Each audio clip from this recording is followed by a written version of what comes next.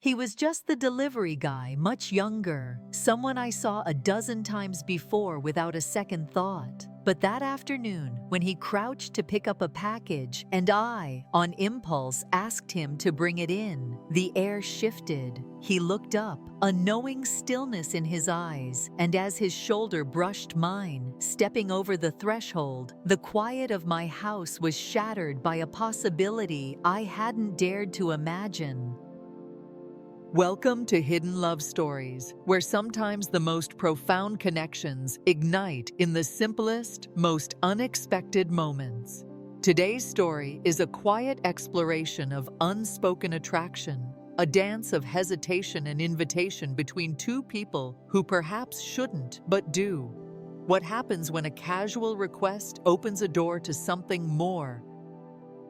If you believe in the subtle power of a shared glance and the allure of the unsaid, please subscribe and like. Your support helps us bring these nuanced human experiences to light. My name is Eleanor. The porch boards creaked under my bare feet as I stepped outside, the late sun slanting across the wood in long golden stripes. I hadn't turned on the light yet. The warmth of the day still clung to the air. The cardboard box resting near the steps looked harmless. He was already crouching to grab it. Liam, the young man who delivered here often. He wore a white t-shirt and work boots, a familiar sight. He looked up at me with that usual half smile, the one I'd seen a dozen times. I folded my arms, watching him as I leaned against the door frame. "If you're already down there," I said, the words slipping out before I could stop them, unplanned. "Could you carry the box inside for me?" He froze. Then slowly he looked up, meeting my eyes without standing. One eyebrow lifted, not offended, not unsure. He was simply waiting, assessing what I'd do next. I didn't laugh, didn't explain. I just stepped back and pulled the door fully open so he could get through with the box. He didn't say a word. He picked up the box and walked inside behind me to set it down.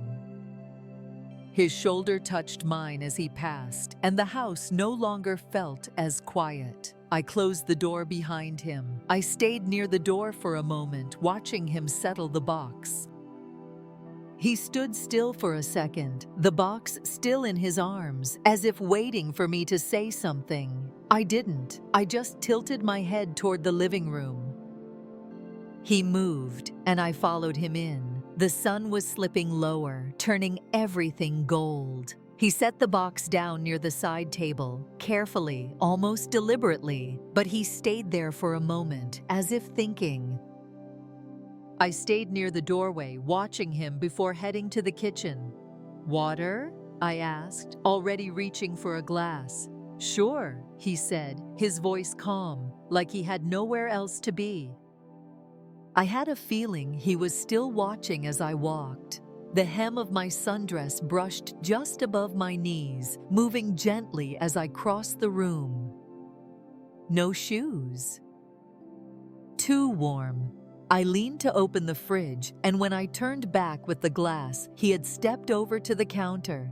I handed it to him, keeping my grip firm.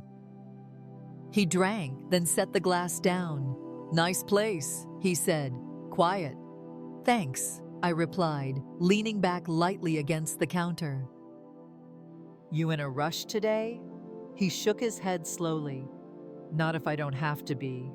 I reached past him for another glass, my arm brushing his. I just turned toward the sink. He didn't move away. He glanced down at our hands, resting side by side on the counter, not touching. I didn't move mine either. We both stayed quiet. His hand stayed there. I glanced up at him. "You always stay this long?" He smiled, barely. "Only when I'm invited." My palm didn't move. I shifted slightly toward him without thinking. "You haven't overstayed yet." His fingers shifted slightly, as if adjusting. I noticed how little space was between us. I hadn't stepped back. He turned slightly, his hand now just beside mine, steady. I let my pinky rest gently against his. He didn't flinch, didn't move his hand. His pinky touched mine, a small gesture, but I noticed. I glanced at him. He was still looking in my direction. He stood still as we ended up close without saying much. He didn't speak. He just lifted his hand from the counter, reached out, and held my hand lightly. No hesitation. He moved his thumb lightly over the back of my hand, then brought my hand toward his face, pausing as if thinking. It caught me off guard, even if small. He held my hand a second longer before letting go, calm, focused. I stayed quiet, unsure. His other hand rested at my side. I stood still. I touched the front of his shirt, then pulled my hand away. He stepped forward, stood near the counter. I shifted back until I was standing near it too. He stayed nearby without moving closer. I didn't move. He tilted his head, glanced at me, waiting. He leaned in slightly, as if deciding to say something, then leaned close. I became aware of how near he was. I reached out, steadied myself. He shifted as if about to speak, but changed his mind. I was surprised by how aware I suddenly felt, like I'd been still too long, tense without noticing. "Could you close the curtains?" I asked quietly. He moved instantly. As he crossed the room, I reached up, adjusting the chain around my neck, the pendant shifting. I walked over, slower, gathering thoughts. Whatever tension eased. I turned back from the curtains, already moving, necklace still loose in my fingers. I stepped in close enough to reach out gently, fingers resting for a second near his collarbone. Our lips met, not rushed, not hesitant, just quiet. A simple connection, shared, understood. He lifted one hand to my shoulder, steady, calm, anchoring the moment. Neither of us moved much. The stillness held more meaning, the room quiet, distant, nothing pulled attention. His other hand rested lightly behind me, support without pressure. I touched his shoulder, slow, steady, noticed how still he stood, present, focused. Our foreheads touched between pauses. No words, just the closeness we'd both stepped into. He glanced toward the counter, then looked back at me. A quiet, unspoken offer. I gave a small nod. He stepped in, reaching gently, hand steady, helped me sit on the counter's edge. Motion not rushed, natural, understood. I adjusted my balance, looked at him again, knees near his sides, not quite touching, close, no urgency.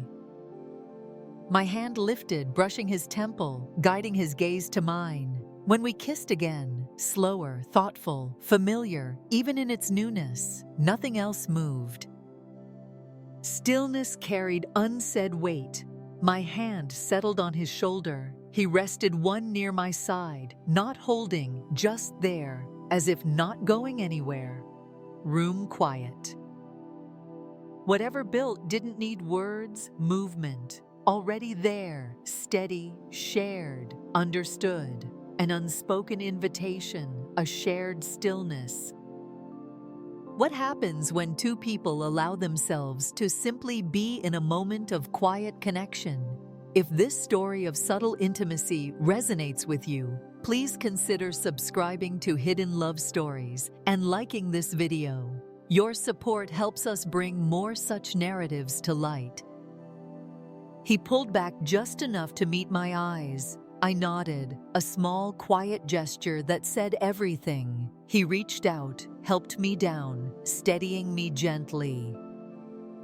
I stepped off with care, keeping balance as he stayed close. We moved together through the living room, steps soft. I rested my hand lightly on his arm, feeling the calm steadying. Neither spoke, silence full, shared, easy. Reached the couch, settled side by side. Eyes met again, quiet understanding. The kiss lingered, gentle, unhurried, as if time slowed. My hands rested on his shoulder, feeling his steady calm. No rush, urgency, only shared presence. He stayed close, leaning slightly, not pressing, simply near. World narrowed to just us. Quiet warmth bloomed inside, not from touch, but from unspoken understanding. A soft sound escaped me, surprise, wonder, as if realizing how deeply this settled. His hand found mine, loose, gentle hold, no pressure, quiet promise.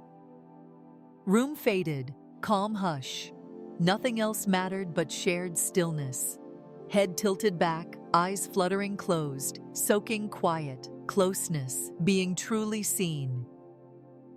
For a heartbeat, worlds stopped, not with noise, but peaceful weight of everything finally right. What should she have done next in that moment of profound, unexpected connection?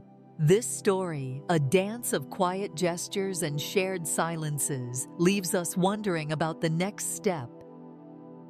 We invite you to share your thoughts in the comments below. What would you have done? If you enjoyed this exploration of unspoken bonds, please like this video and subscribe for more. Thank you for watching.